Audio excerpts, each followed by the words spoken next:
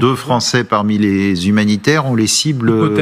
Hypothèse. C'est une ONG suisse quand même. Oui. La Suisse n'a pas de mauvaise relation avec la Russie précisément, puisqu'ils avaient refusé de fournir des armes. Oui. Alors, ce type de ciblage, on peut l'imaginer parce qu'on est en guerre, effectivement, mais il faut aussi rappeler que c'est interdit. Tout simplement, ça peut paraître banal et oui, évident. Mais enfin, tout est interdit dans ce cas-là. Non, tout n'est pas interdit. Non, en guerre, deux armées qui s'affrontent, c'est des soldats qui s'affrontent. Vous ne ciblez pas des civils. J'allais vous dire, on n'en est plus là. On devrait. Oui, on devrait. On devrait. Et donc, cibler des humanitaires ou des journalistes, c'est constitutif de crimes de guerre. Donc, il faut le rappeler. Et si c'est normalisé, comme vous venez de l'exprimer, justement, c'est vrai que on a pris presque l'habitude, mais en vérité, on ne devrait pas, premièrement. Et deuxièmement, c'est parce que par ailleurs, rappelez-vous on l'a Boutcha, etc. Poutine s'affranchit de tout ça allègrement depuis le début.